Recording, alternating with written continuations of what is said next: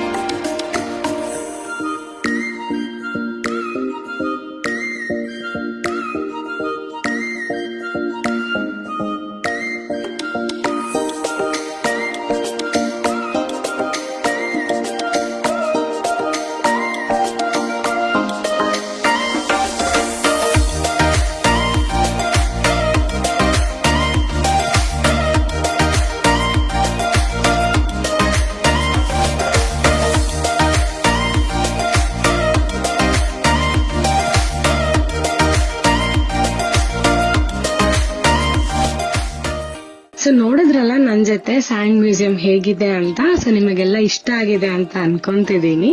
So ಇಷ್ಟ ಆಗಿದ್ರೆ please comment ಮಾಡಿ. ಹಾಗೆ ನನ್ನ ಚಾನೆಲ್ ನ ಫಸ್ಟ್ ಟೈಮ್ ನೋಡ್ತಿದ್ರೆ ಪ್ಲೀಸ್ ಸಬ್ಸ್ಕ್ರೈಬ್ ಮಾಡಿ, ಲೈಕ್ ಮಾಡಿ, ಶೇರ್ ಮಾಡಿ.